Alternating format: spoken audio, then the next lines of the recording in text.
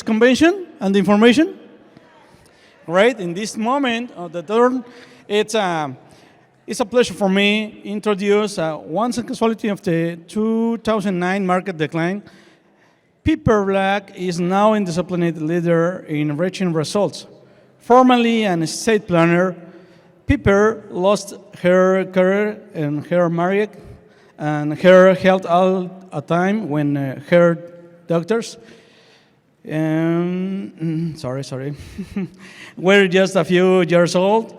Digging up from deep, feeling some personal failure was a challenge, but she appreciated every step she has taken with the close ASEA connections and products by her side. It's a really honor for me to introduce a Diamond Executive, Piper Black. An amazing leader, really amazing leader. Thanks. Sorry. Okay. See that piece of paper? Okay, I'm going to read this to you guys.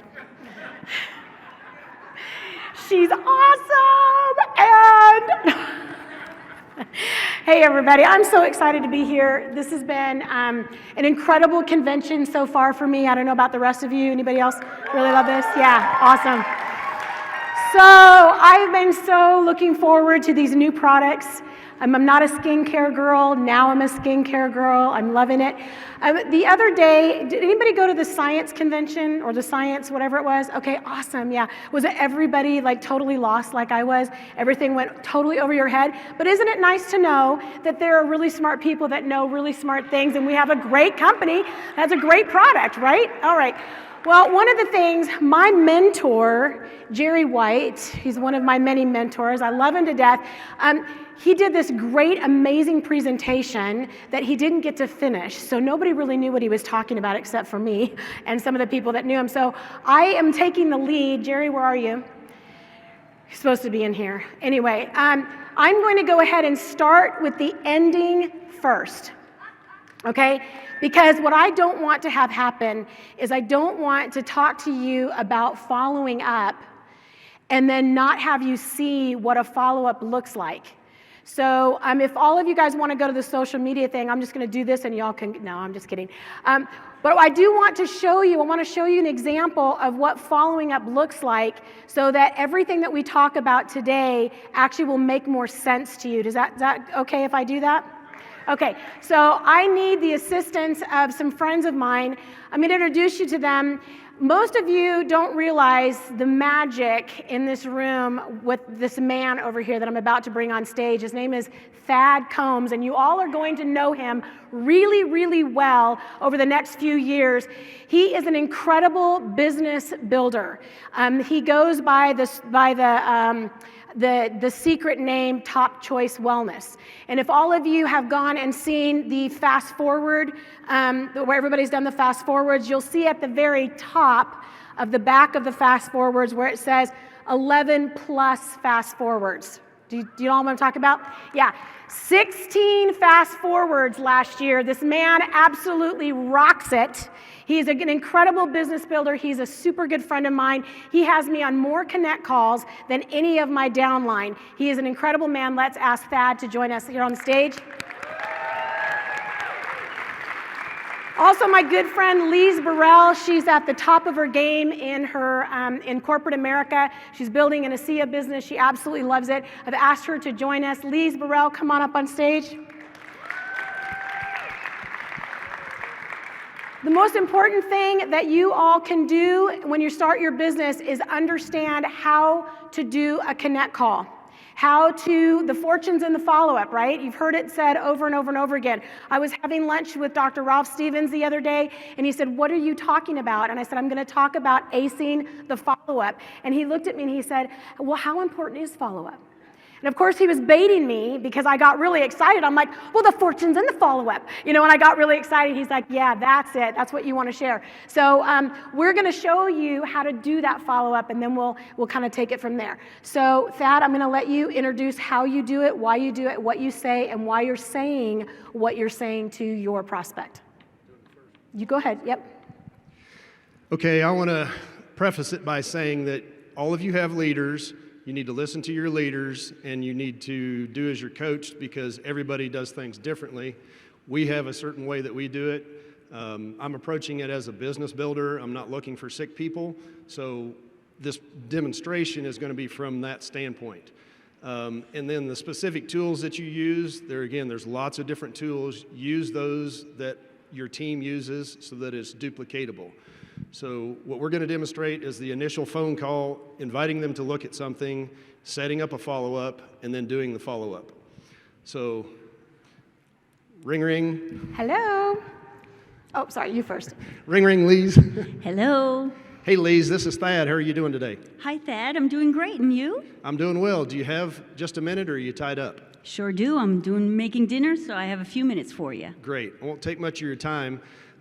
You and Joe have always been really important people to me, and I've always appreciated your business acumen, your empathy, and your compassion for other people. I've got a massive business opportunity that I'm involved in. I made a massive business move about 16 months ago. I'm really excited, and I'm looking for a handful of really exceptional leaders. You guys are the kind of people that I would love to have as business partners, but I know it's something that you might not be interested in. But would you be willing to take a look at some information, learn about what I do, how we impact people, potentially be a business partner, but most specifically, point me towards others that might be a good fit for what I do? Absolutely. First of all, I didn't know that you did a move, and congratulations. And you know that you've always been very on the top of our list of, we're honored to know you, Thad, that absolutely we'll help you out in any way we can. Awesome. What I would like to do is send you a short video to look at. It kind of explains everything that we do. Obviously, you'll probably have additional questions. I would love to answer those questions, but mainly get your feedback and just see where it goes from there. Would you watch a short video if I sent it to you? Sure, absolutely. Awesome. Would you rather have me send that by text message or email? Text message. I don't read my emails. Awesome. I will text message that to you as soon as we get off the phone. When would you have time to look at it? Would you have time in the next 12 to 24 hours? Oh, sure. Yeah, I have to get it to it quickly. Okay, great. When would be the best time to get back and answer those questions? How about tomorrow night? And we'll be done with swim with the kids, and how about tomorrow night? Awesome. What time tomorrow evening would be best for you? We'll be back by 7:15. Okay, great. I'm going to get off the phone now, let you get to your kids. I'm going to send you that information. I'll call you tomorrow evening then. Thank you. So good to hear from you, Thad. You bet. Have a great evening. Thank Bye. you. Bye. Ring, ring, Pepper. Hello. Hey, I've got a Connect call that I need to do tomorrow night with some awesome people that are very successful in corporate America. Okay. Can you do that? Absolutely, I'd love to. All right. I'll call you a few minutes before we do. Perfect. So then I have now established, or I've already got a relationship established. I reached out, invited them to look at some information. I'm going to send her the text message with the information, and I've already set up the follow-up call with her, and now I've set my mentor or my upline, crossline, whoever's going to do the follow-up call, I've set that. So the key ingredients in my reach out is to set it, send the information, set the follow-up before I get off the call, and then get my mentor on the scheduled as well. So now it's the next evening, a few minutes before we set the time. Ring, ring, Pepper. Hello. Hey, Pepper. Hey. The person we're going to be talking to is Lise Burrell. Okay. She and her husband are very, very successful in corporate America. They may or may not be looking. I've sent them the information I normally send. Okay. So are you good to go? Let's do it. All right. Ring, ring, Lise. Hello. Hey, Lise, this is Thad. Is this still a good time? Absolutely. Right on time. Great. Hang on just a minute. Just merge the phone calls together. Can you hear me now, Lise? Yes, I can. Hey, I appreciate you taking time to look at that information. I'm excited to answer your questions. I've taken the liberty to bring my business partner and mentor and great friend on the call with us, primarily because she's been doing this for 9 years, had a massive product testimonial response to the technology, and I would love to have you hear her story. But specifically, she's been very successful at sharing this information and building a business globally for the last 9 years.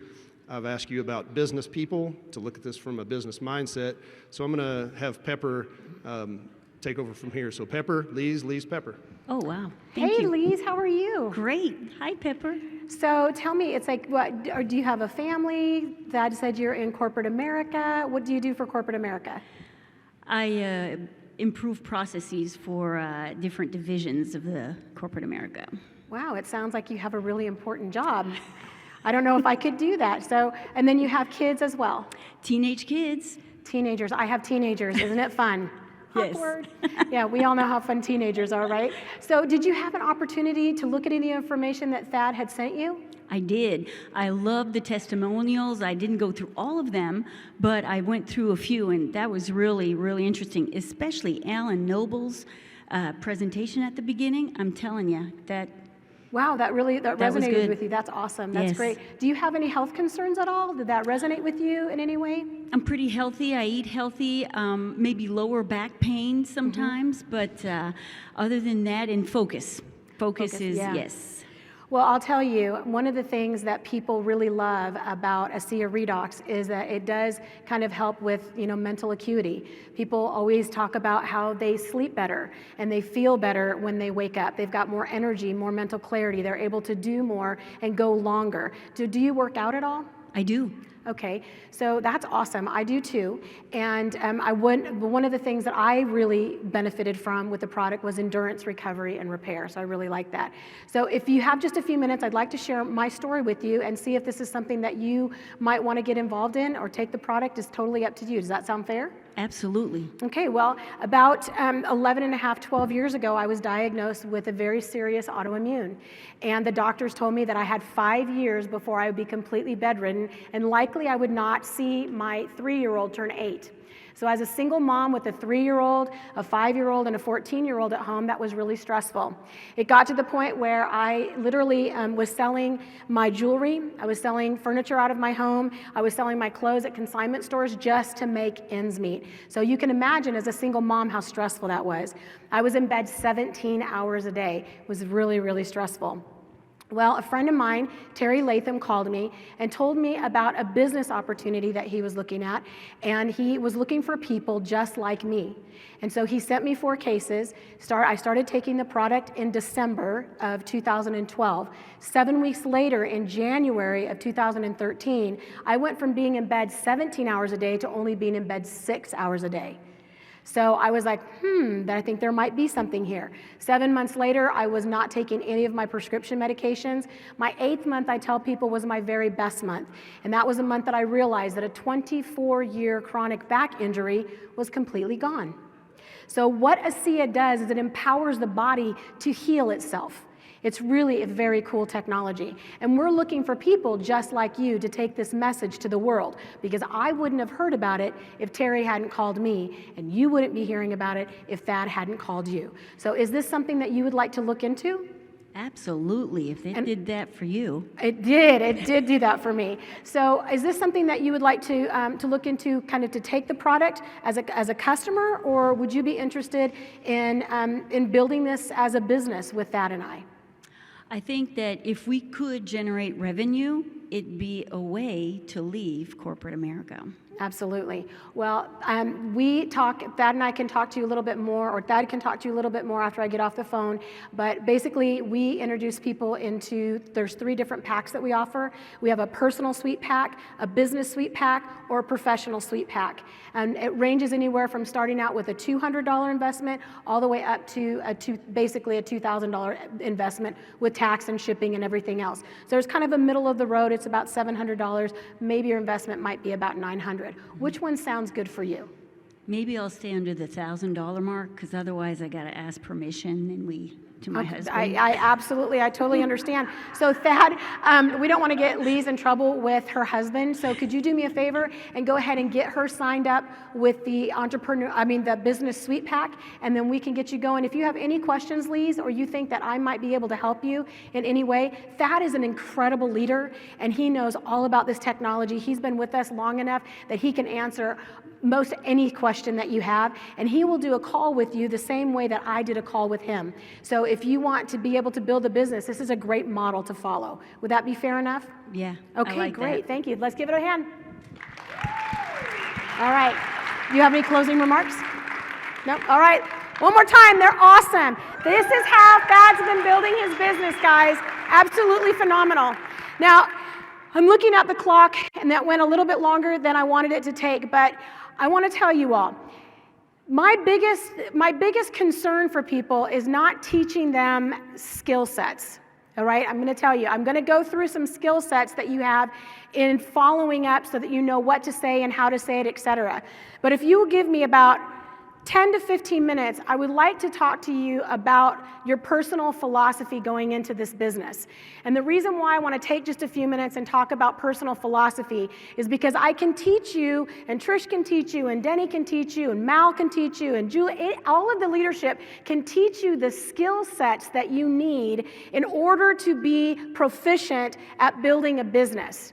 Okay, learning how to do a connect call, placing, inviting someone to look at your business and placing a tool. Those are all things that those are acquired skill sets that you can acquire. The problem is that you might be able to acquire those skill sets, but if you don't have the personal philosophy that when you fall down and you bruise your knee to get back up, then you won't be very successful. Your personal philosophy will help you go really far only so far with FOSIA, but your personal philosophy can also help you grow really far with ASEA. Does that make sense? So if I have your permission, is it okay to talk about personal philosophy for just a few minutes? Raise your hand. Okay. Perfect. One of the things as a speaker that's kind of difficult is I never know if I'm really resonating with what my audience is feeling. So I don't expect you to say anything, but if something that I've said, it kind of hits a spot, just raise your hand. I won't call you out, but I just want to know if this is the direction that we need to go. Is that fair? Okay, perfect. All right. So when I started in this industry, Jerry White and I spent a lot of time together, and he said to me, Pepper, where do you want to go? And I said, ultimately, at the end of the day, I want to make $1 million a year or a couple $1 million a year. And he said, okay, if that's where you want to go and that's what you want to do, then you need to start hanging out with millionaires. Okay, I didn't know any millionaires. How many people know millionaires? I mean, it's like we know a couple, but they're in the room. But I didn't know anybody when I was first starting. So what I did was I started reading biographies about millionaires. So I read biographies about Henry Ford and Dale Carnegie. I spent time with Robert Kiyosaki, and I started reading books that Zig Ziglar wrote and Jim Rohn, and I started spending time with millionaires. Now, the reason why Jerry told me that was because he knew that I had skill sets to build a business, but I didn't have a personal philosophy to carry me through. Does that make sense? So if you want to be able to be a millionaire, maybe you don't want to be a millionaire, but you want to get to that next level, then you have to learn to think differently. You have to have the philosophy that no matter what comes your way, that you're going to keep on going, that you're going to keep on growing. Does that make sense? So one of the books that I read every single day is I read the Bible. Who knows that leaders are readers? Right? Okay, leaders are readers. If you're not reading a book to help expand who you are between your ears, then you're going to get stuck in places that you can't get out of. So the biggest thing that I can tell you, the most important thing that I can tell you is read. Read books that will change your mentality. So my favorite book is the Bible. I read it all the time. The reason why is because there's a lot of cool stories in there. There's a lot of wisdom in there. There's a lot of things in there that can help us to get through to the next level and basically just to keep on going on. And one of my favorite stories was taught by one of my favorite teachers, which was Jesus. He told parables or little stories. And he used these stories to illustrate really important points. Right? So one of my favorite stories is the parable of the sower that went out to sow seed. And this is especially for network marketing, especially for who we are. This is a great story. This is a great parable to help us to take our business to the next level and to keep on going and to keep on growing. So this really ambitious man, this really ambitious woman, if you're a woman, it's a woman. If it's a man, it's a man. This really ambitious sower went out to sow some seed. And he threw some seed out, and some of it fell by the wayside. And the birds ate it. Well, can you imagine how that ambitious sower felt, that he's ambitiously sowing the seed, sending out his message, letting people know what's going on, and the birds ate it. Well, the seed is really good seed, right? We are the ambitious sowers, and we're going out there sharing the message of Redox. We have really good seed. We have great products. We have a great company. We have great leadership. We have a great compensation plan. We've got really good seed, but you know what? Sometimes that seed is eaten up by birds. I'll give you a perfect example. I met a man at a Chamber of Commerce event. And I absolutely thought for sure that this guy was going to be a whale in my business. I saw him walk around. Everybody knew him. He was shaking hands with everybody. They were calling him by first name. He was calling him by first name. He sat down next to me. He was an athlete. We started talking about endurance recovery and repair. Next thing I know, we're talking about Redox. It was a fabulous conversation. And I was convinced that this dude was going to get in my business with me. I was super excited. So I called Terry Latham and I told him, Terry, I got a whale. This guy's going to be so good. This guy's going to be so awesome. I was excited. Now, his experience was a little different than mine. He also was excited, but he went home and he put on amazingmolecules.com. And his wife overheard, hi, I'm Alan Noble, in this nice, cute little, Irish accent. And she walked into the room and she made fun of him and made him feel like this big. Are you kidding me? Saltwater from Salt Lake City? You're listening to some guy from Ireland? He's not even from here. Network marketing, she really did a number on him. He told me all about it and then ignored me for the rest of the 3 years that I was in that Chamber of Commerce. What was I to do? Am I going to go chase the bird? Am I going to go try to talk to his wife? No, because if you try to go and chase all the birds that come into your business, you're leaving the field. Don't get distracted by birds because birds are going to come, all right? So you want to keep on going. So the ambitious sower continued to sow seed, and some of it fell on shallow soil. But the cool thing is that it fell on the soil and it started to grow. And I was like, yes! But you know what? The sun came out and scorched it because it had shallow roots, and it withered away and died. I hate it when that happens. I'm going to give you a perfect example. I had this gal sign up recently. She was amazing. She came in with the entrepreneurial sweet pack, the Haas that we have to offer, right? She came in, she was enthusiastic, she was excited. She went to Poplar Bluff, Missouri. Okay, she drove 6 hours to Poplar Bluff, Missouri, spent the weekend with us. Tyler Norton spoke. Chuck Funky spoke.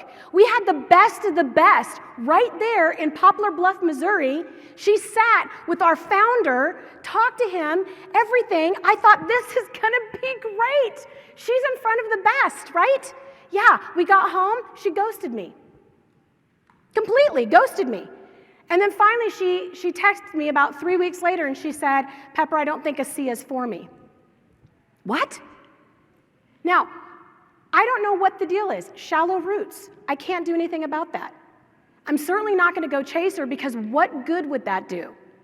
Now, am I going to send her text messages now and again and send her information? Certainly, that's exactly what I'm going to do. But the bottom line is, if I start chasing her along with the birds, what is that going to do for me? I'm leaving the field. Don't leave the field, guys. Stay plugged in. Continue to sow your seed. The third seed, okay, fell among the thorns, okay? And the thorns choked it out.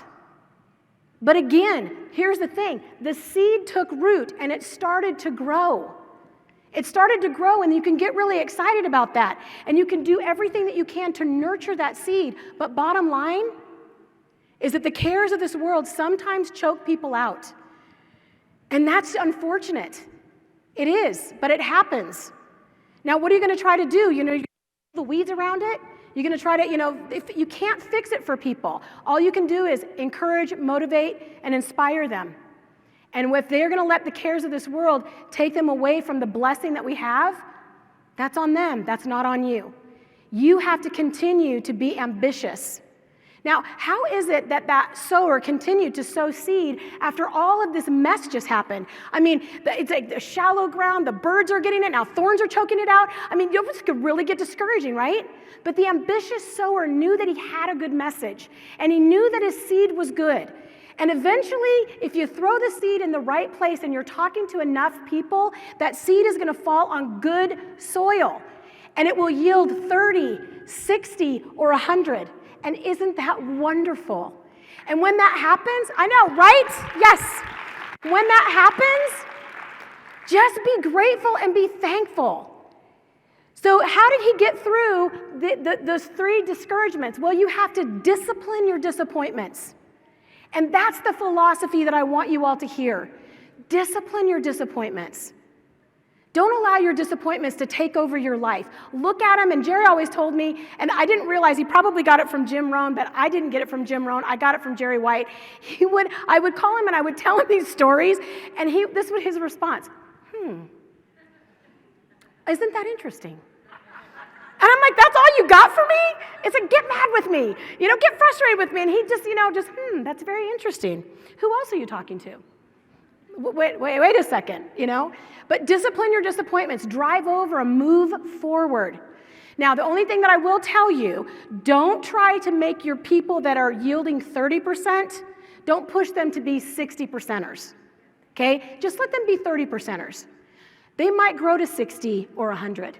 But let that be their journey. Your job as a leader, as you grow into that position of leadership, your job is to encourage, motivate, and inspire your people, to walk alongside them, to run with the people that are going to run, to walk with the people that are going to walk. But don't stop, and don't get distracted. And I will tell you another thing that's really important. My personal philosophy has a lot to do with the people that I associate with. When I do get discouraged, and we all do, all of us get discouraged, they're just like that. Make sure that you've got somebody that you can call in order to encourage yourself, okay? I have more on that, but I want to get to the training. All right. By the way, Jen Dixon, thank you so much for taking that picture, Jen. All right, I'm going to cover a lot of material that I think is important, and hopefully by the end of this, you guys are going to know why you need to follow up, ways to follow up, and how to lead your prospects from to making a decision to using the ASEA products or to build a business or both, like we did with Lee's. Okay. All right. Before I was in ASEA, I was very successful as an estate planner. Before I was very successful as an estate planner, I was very successful as an insurance agent, life and health. So I was successful in my previous careers for the exact same reason that I have found success in ASEA. Do you all know my secret? Okay, good. I'll tell you my secret. My secret is that I became a great storyteller. You'll hear Alan Noble talk about this a lot. If you don't have your own personal story, tell someone else's story, right?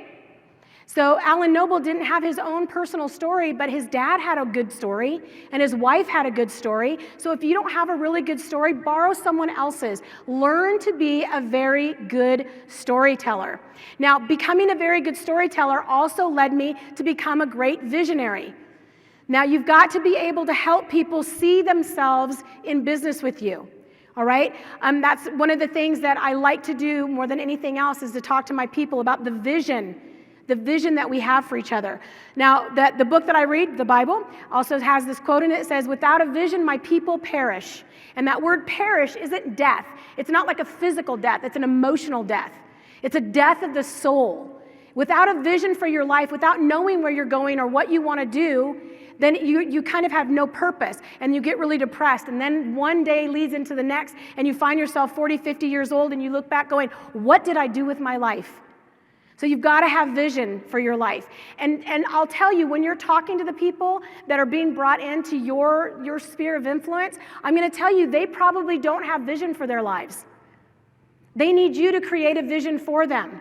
Think about what we can do together. I don't know how many times in the beginning of my career with ASEA, when I didn't know anybody and I was just starting out, and I would tell my friends, we can do this together. We can do this. We can build this together. There's nobody building it here. Denny Robinson was on stage just a few minutes ago, and she said, build local, but think global. Okay, very, very good. So becoming a great visionary also helped me to become a great promoter and an educator, which helped me to become a great closer. Now, I'm going to tell you something. People would say to me, all my life, Pepper, you'd be great in sales. I personally did not see myself as a great salesperson. that really intimidated me and it bothered me. It made me think of a car salesman. Like every time I go to get a car, I can't stand it because I don't like the whole process. I just don't. It's like, it's like they all come on you and then they want to follow you and then they want to move you to the finance and I just hate it. So that's all I kept thinking about when people would say that I would be a great salesperson. I didn't want to do that. I also thought of my brother selling vacuums door to door. I didn't want to do that either. That's not something that I wanted to do. So every time someone would say that, that's what I thought. But in 2000, I found myself in a position where I lost my job, okay? And I remember walking to the park one day and sitting on a curb and thinking to myself, what am I going to do? I've got a daughter in college. How am I going to pay for all this? And something happened that day that had never happened to me before. I can honestly say that. I was sitting on that curb and I was looking at all of these cars pass me, one after another. And I don't know if it was God or what it was, but it was like all these fancy cars kept on passing me. Mercedes, Escalades, Porsche. I mean, all these really nice cars. And I thought for the very first time, I'm not a car girl either. I don't notice cars. My 14-year-old does, but I just don't. But I knew that day something started in me. Something happened in me. And that was I had a desire. I had a desire. And so for the first time ever, I thought, I would love to have a car like that. I wasn't jealous. I wasn't coveting. It was just a desire. Ironically, the next day, I ended up, because I wasn't working, one of the gals from church asked me if I could pick up some supplies and bring it to her friend into this really nice neighborhood. And I said, sure. So I followed, the directions. And this is before GPS, so I'm following them. And I ended up into this gated community with these huge houses that were like 6,000 square feet. They were huge. And I went to the back of this neighborhood, so I'm following house after house, and I felt like I was in Hollywood, like a superstar's home. And I went to this lady's house, and it had like the metal gates that you open up, and you go into the wooden doors, and it was just absolutely fabulous. And we were talking, I was dropping that stuff off, but something happened. The same thing that happened the day before happened to me that day. And I thought to myself, I would love to live in a house like this. I would love to do this. So desire, okay? That was the next thing that happened.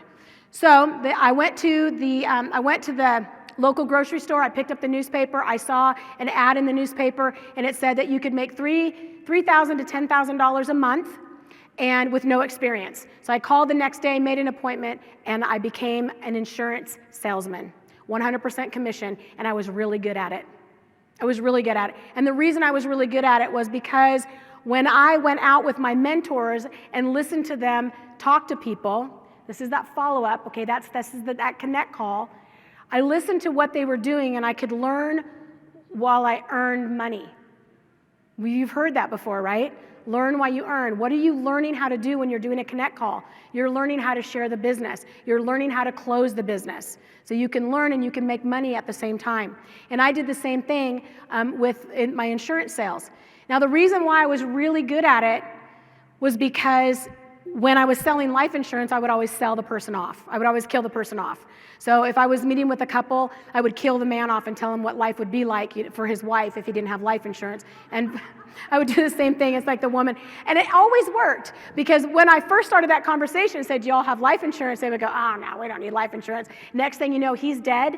She's financially destitute. She's having to sell the house. His mother-in-law's coming in, stepping in, taking care of the kids. It wasn't good for them.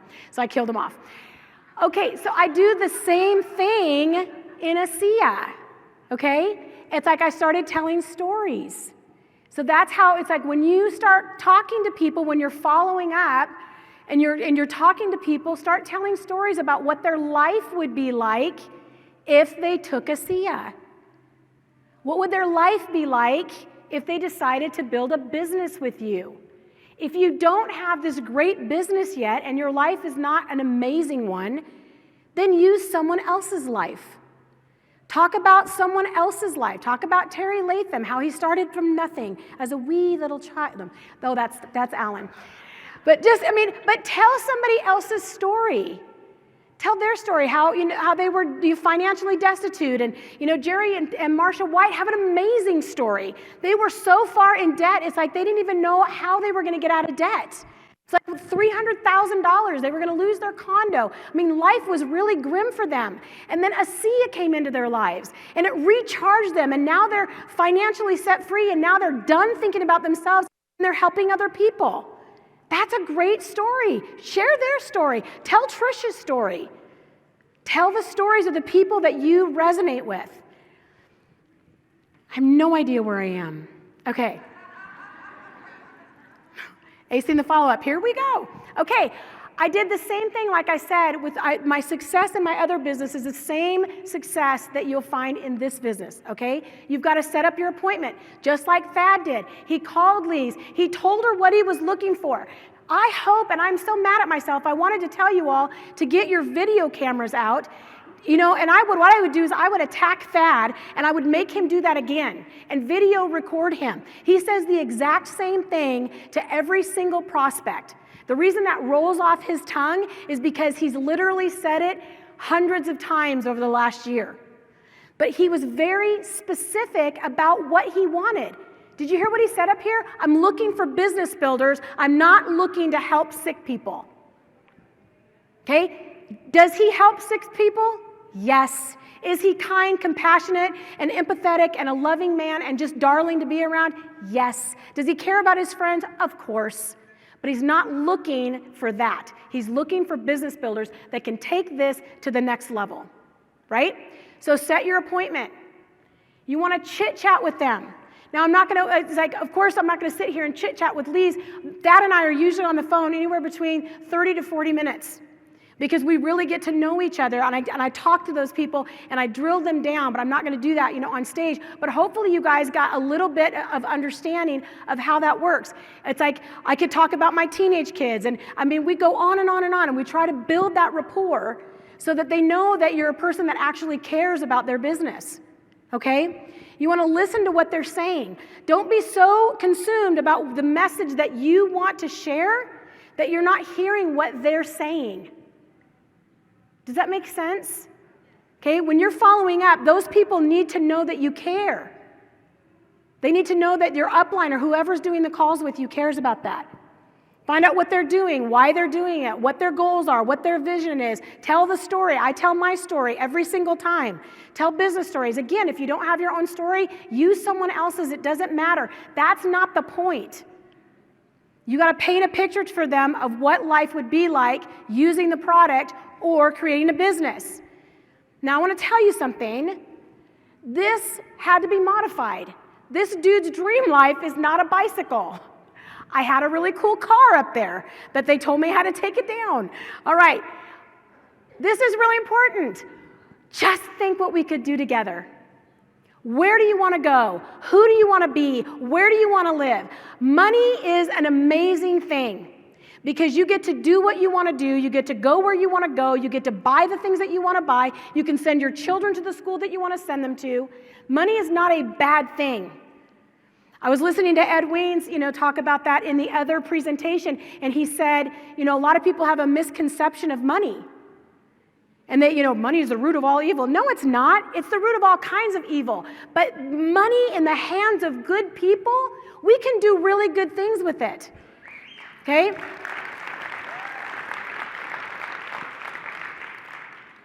I love the life that ASEA has afforded me. I really do. Okay, so you want to help them create that vision when you're talking to them. Now, remember what I said, that I also became a great promoter. When you're talking to people and you've got them signed up, when you're following up, your follow-up is not just the follow-up, that one conversation. You need to keep following up. So when Thad follows up with Lise and she gets signed up, he wants to continue to follow up with her. And what is he going to do? He's going to start promoting the events. Hey, Lise, I know you just got started in ASEA, but next year, around about this time, they've got tickets, and we'll have the date by the time we leave, and you'll all know exactly when and where the convention is. But that's something that you need to already be telling your people. Hey, you need to get to convention. Why? Because big decisions are made at big events, right? How many people, this is their first convention here? Awesome. How has it been? Right. And aren't you glad you came? And could we have done this any better anywhere else? No. You're not going to get this kind of an experience at your local meeting.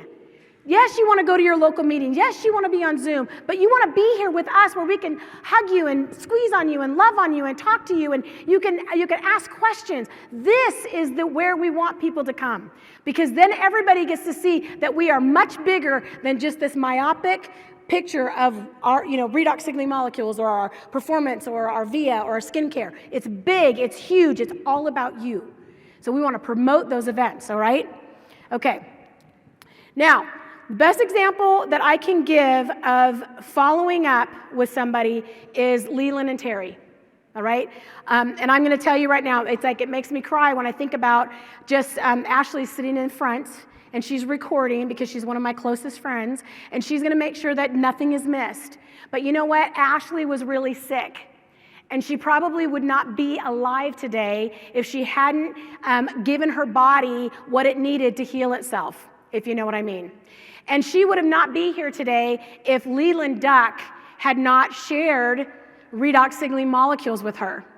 But Leland Duck actually would not be here today if Terry Latham hadn't continued for over 1.5 years to reach out to this man who would tease him about salt water from Salt Lake City and mock him because he's building this business, okay?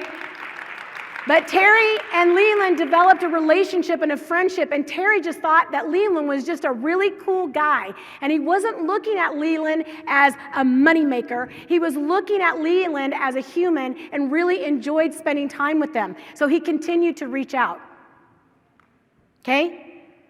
And when Leland got to the point where he needed his body to heal itself, Terry stepped in and said, hey, buddy, you know that salt water from Salt Lake City that you've been teasing me about? I think you need to go to the home office. You need to find out a little bit about it, in which he did. And Leland is alive today to tell the story of redox to people like my friend Ashley, who's alive today to tell her story about redox, and so on and so forth, okay? So just because your lead or your prospect does not, yeah, it's an awesome story. Just because your prospect doesn't answer the very first time and sign up and build this amazing business, be patient with people. Everybody's on their own specific journey. Just be patient with people and let them come in. Just drip on them. Just keep on dripping on them, and you might end up making a really good friend. Okay, what are some common objections that people have building a business? Or if you talk to them about the business, what's some of the things that they say? Okay, don't want to talk to my family and friends. Ma'am? Don't have the time. Too expensive. Yeah, don't have a salesman. Okay, we've got tons of different objections, right? This is some of them, right? Cost too much, my spouse will kill me. Lee's had to ask her spouse to spend more than $1,000. It's a saturated market, needs security, all of these things. It's a Ponzi scheme, right? All of these objections that people have to getting into network marketing, to getting into the business with us. Well, I want to tell you guys that I think that one of the reasons why people have a hard time following up is because they're afraid of all of those. You're afraid of it. You don't know how to answer those, right? It's like, well, what am I going to say if they said I failed before? I don't know. What are they going to say if they say, what am I going to say if they say it doesn't work, or it's a Ponzi scheme, or only the top people make money? How am I going to answer that in my follow-up call? Well, what I want to give you guys, I want to empower you with this belief, okay? There's only 2 limited belief systems in network marketing. There's either a limited belief about the industry itself, or they have a limited belief in themselves. And if you can take that list, do I just push the, forget, okay. If you can take this list and break it down to those 2 limited belief systems, then you can answer anybody's objection. Okay? It costs too much. Oh, well, how much is too much? How much do you think it costs? Okay? And is that a limited belief in the network marketing or a limited belief in themselves? Themselves, okay? It's a scam. Oh, really? It's like, why do you think it's a scam? Do you not understand the network marketing industry, that multi-level marketing is a $200 billion industry? I think that's very interesting that you would say that it's a scam, huh? Wow, who knew? I don't have any money. It's a limited belief system in themselves. They got bad reviews. Really, which reviews were you looking at? Okay? It's just, you can answer any of them, but I think that part of the reason why people don't want to follow up, or they're not excited about following up once they've placed, a tool, is because you're scared of what they're going to say. Okay? If you understand going into the conversation that it's either they have a limited belief system in the product, in the industry, or they have a limited belief system in themselves. And if you can go into that conversation empowering yourself to know how to answer based on those two things, your follow-up conversations are going to be a lot more enjoyable for you. Because I love objections. The more objections that people have, the more opportunity that I have to share with them what I know, and that empowers them to learn and to grow in knowledge about the industry and knowledge about themselves, and you can have more opportunity to be able to create the vision that they can do it too. Okay? Most people that you talk to, most people have tried network marketing before. Why? Because it really sounds cool. And the first couple of times that you get involved, it really sounds awesome, right? People want to have a plan B. And if you know how to answer their objections, you're going to have a lot of fun building this business, okay? All right, so here's the thing. 4 steps to handling objections. Number 1, you've got to listen. You have to listen to what people are saying. You're never going to be able to answer the objections if you are thinking about the next thing that they're going to say, okay? You have to listen to what they're saying and then answer what they're saying. It is so annoying to me to have a conversation with someone who's not listening to what I'm saying. All they want to do is tell me what they're thinking and what they're feeling, right? And that is a skill set to learn to listen. It's a skill set. You want to relate to them. When Lee said, yeah, I've got kids and I don't have a lot of time and they're teenagers. Really, I have teenagers too. Okay? It's like, I'm an athlete. I like to work out. Really, I do too. You want to relate to them, okay? I've got a little bit of lower back pain. Yeah, I used to have back pain too. Okay? People want you to relate to them. If you're so far off in some other world with them that they can't relate to you, how are you going to make an impact? Remember to tell stories. You guys have got to tell as many stories as possible. People relate to that. It's an emotional decision that they make. Ask them questions. Keep them talking. Keep them talking. Okay. Now, we've got about 4 minutes left, and I want to give you the opportunity to ask me any questions, or if you want me to do another, role playing with somebody, I'm happy to do that. I don't like it when I'm listening to somebody and I don't have an opportunity, if I have a question, for it to be answered. I also know that I'm setting myself up that I might not have the answer, and that won't be fun. But does anybody have any questions about following up that you didn't get answered during this? Yes, ma'am.